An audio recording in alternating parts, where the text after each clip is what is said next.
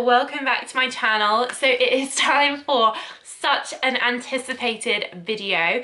I have been waiting for the new Miss Dior Rose and Roses to come out for ages, and I'm gonna take you through my view on it, do a review, but it's also inspired me to do a review and rundown of the entire Miss Dior range because there are so many now and so many beautiful body products, accompanying products as well, and I have some tips as well of ways you can get this smell from the range without having to, you know, spend the full sort of £100 for the eau de parfum. So I'm gonna take you through it all.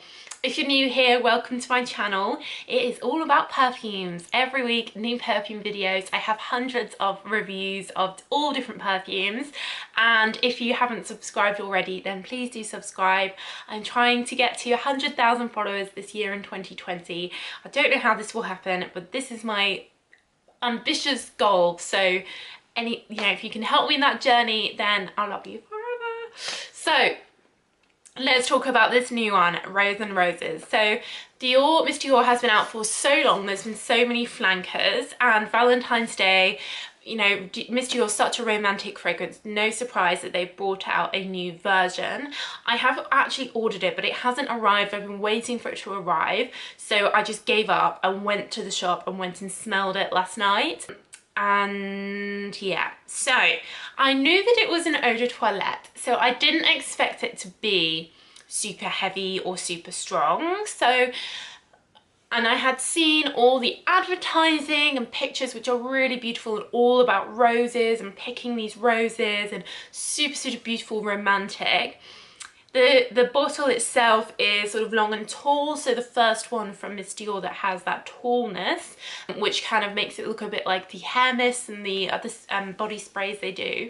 So what did it smell like? So it was very fresh and very rosy. They describe it as a sparkling rose, and I do think that's accurate. It did feel sparkling to me. I was a bit worried it was going to be really too rosy and make it feel a bit old-fashioned, but it definitely didn't. It was very sparkling, fresh. They've put geranium in there as well, I think, which helps lift it, and then there's also some citrus notes. So in the initial spray you do get that citrus rose, very fresh, uplifting. There is musk in here, but I didn't really get much musk. So do I think it smells nice? Yes, I do think it's a nice sparkling rose fragrance. I have it on a card here, so this has been on for about 12 hours maybe. I can still smell it on the card, which I didn't expect. It doesn't smell that rosy, it smells musky on the card now. So yeah, those floral notes have gone and it's more like a musky rose. It's not strong on the card, but you wouldn't really expect that from most perfumes after 12 hours. So those are my sort of positives about it. So here's my issue with this perfume, and I hate to be negative about Dior because I love Dior. I have 2 Dior handbags. I have about 15 Dior lipsticks. I use the Dior Forever foundation and have done for years and years. I have palettes. I have so much from Dior. I have some jewelry. I love Dior. So when they bring out these new fragrances, I want to love them so much. But here's my issue. So this is £94 for the 100ml and then 68 I think for the 50ml. So this is essentially £100 perfume. For that money, I want something that people are going to smell on me, that I can smell on me, that's going to last, that I don't need to keep reapplying every hour. You know, that is a lot of money. You could get multiple 100ml of other fragrances that are really strong and long lasting. And so in terms of the idea of spending almost £100 on this fragrance makes me feel uncomfortable, and I would never do that. So I kind of think it's a bit of a shame in that sense, because the thing is, right, it is such a light perfume. So I sprayed it on me, sprayed it on my wrist, sprayed it on my clothes, and then I couldn't smell it anymore. I could smell it for the first few seconds and that was it. And then sort of walking around, I'm trying to smell it on my wrist, and it's like you had to get my nose right onto my skin to be able to smell it. It had absolutely no projection really, like such a shame, and I don't think people would have been able to smell it on me at all, even like 5 minutes after leaving the Dior shop and spraying it. My first reaction was, oh, that's nice, oh, that's light. Do I think this is pretty? Do I think loads of men will buy this on Valentine's Day for girls because the branding and everything is cool? You know, it's a high-end exclusive gift to give to someone. Yes. And do I think people will like to receive this? Yes. But do I think you can get much better perfumes for your money? Absolutely yes. So that's where I stand on Rose and Roses. So let's talk about the whole Miss Dior range, and hopefully that will kind of explain why Rose and Roses is like this, and let me tell you about some amazing things that this range used to have. In 2005, Dior launched Miss Dior Cherie. It looked slightly different to what it does now, Miss Dior does now. It had silver writing on it, silver bow, and I was obsessed with this perfume. It's my favorite, it still is my favorite perfume of all time. It's impossible to find now. Like sometimes it pops up on eBay for like £300 or something, but it's basically gone. It had patchouli in, like Miss Dior does now, but it was also quite different. So it had cherries, pineapples, strawberries, and it had this really distinctive caramel popcorn smell in it, which sounds sickly when you describe it, but it wasn't.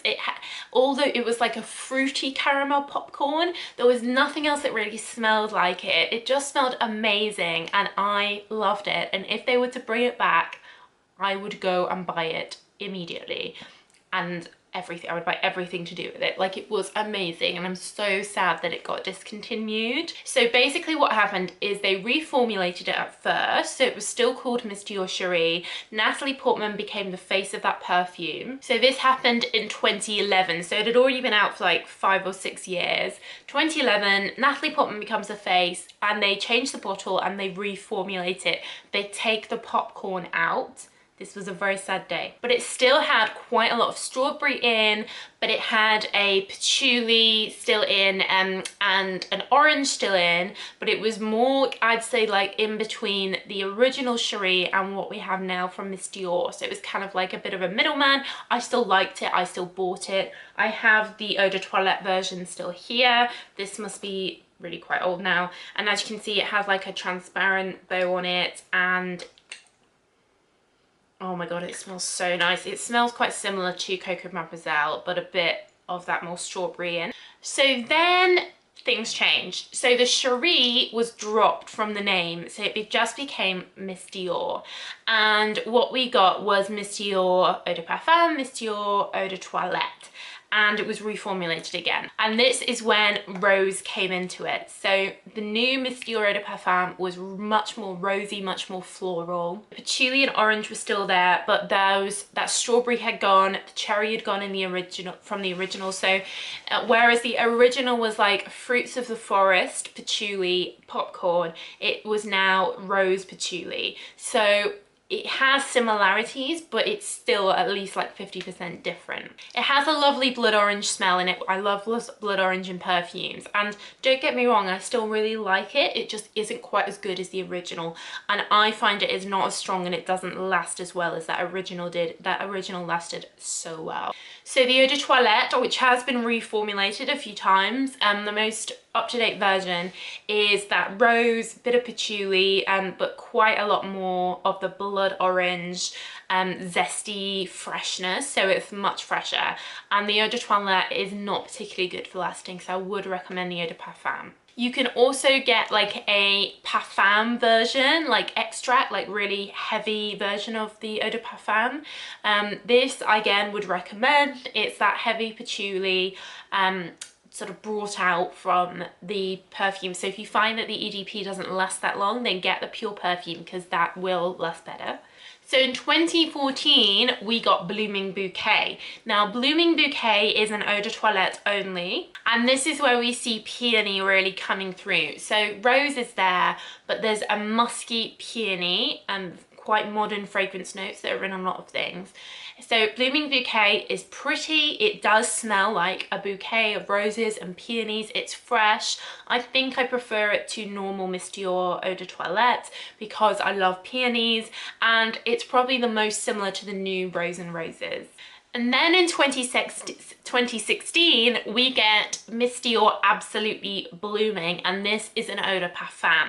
This one comes in the parfum shaped bottle like normal eau de parfum does. It has a kind of deeper pink liquid. I have this one, where's it gone, in a rollerball version, and this is my favorite in the range because it has more fruity notes in it. It's a bit more edgy. The advertising was a little bit more sexy, edgy, slightly darker pink. It has blackcurrant, it has raspberry, all those fruits of the forest, which I do really love, and it reminds me the most of Miss Dior Cherie original, but it doesn't have any of that popcorn in.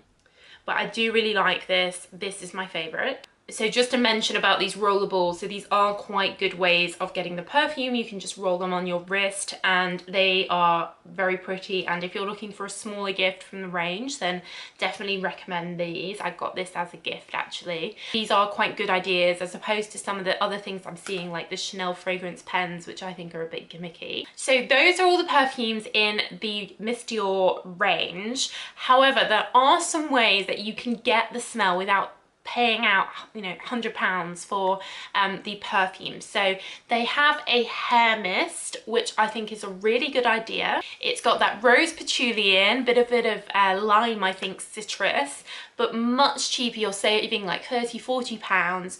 You can spray this in your hair, which is where I think you should spray fragrance anyway, because you don't sweat it off like you do on the skin, but much cheaper, so better value for money. They also have a body spray. Again, much more better value for money. You're getting like full size 100ml. I think it's about 40 something pounds. So if you want Miss Dior but you don't want to lay out for the really expensive 100ml perfumes, then the body spray, the hairspray is my trick to get these. They also have a lot of complimentary products which are all beautifully packaged, really romantic. These would be lovely gifts if you know someone likes Miss Dior. They have a soap, they have a silky soap, they have body lotion, they have body cream, they have deodorant, they have body oil and shower gel. They have everything you could possibly think of in complimentary products, all in these really cute pink colours, and these are a good way of getting the fragrance without having to just spend on the perfume. So definitely recommend these, even though they are still quite pricey. So one thing to mention, which is probably one of the most confusing things about Miss Dior, is there actually was a Miss Dior perfume sort of mid 20th century that is the original Miss Dior, and it's now called Miss Dior Original. So when they changed the name from Miss Dior Cherie to just Miss Dior, that really confused people, because sort of ladies that have been wearing Miss Dior since like the 60s would come in and say, can I have Miss Dior? And they'd get this pink one, and it's like, that's not Miss Dior. So Miss Dior Original comes in a sort of pure perfume and an eau de toilette, and this smells nothing like Miss Dior Modern. This is oak moss, like a woody, mossy, bit of patchouli, jasmine. It does have a bit of rose and patchouli in, but honestly it smells nothing like Miss Dior, so don't pick this up by accident. And this one, you know, isn't advertised, it's not part of the Natalie Portman campaigns, and I think the people that buy this are more people that have had it for a long time. And it does, I used to work selling Dior perfumes, and this would get asked for quite a lot by ladies that, you know, had just stuck by it for years and years, and then getting it at Christmas time, and they'd always be like, we want the original, not this new pink thing. So yeah, just to caveats in case you end up getting the wrong one, and it is much cheaper, like I said. So that's my review of Miss Dior's and the new Rose and Roses. Let me know what you guys think of this new perfume. Let me know what you think of Miss Dior. Which one is your favorite from the range? If I was a millionaire, I'd probably have all of them. I do love the branding. I think it's so beautiful. I love Dior. I'm just sad that they're so expensive, and I'm sad that they have reformulated them and made them less strong than they used to be, and taken out that popcorn note from Miss Dior Cherie. So that's it. Thank you so much for watching, guys. I hope you found this helpful. Do subscribe if you're not already, and I'll see you again in the next video. Bye.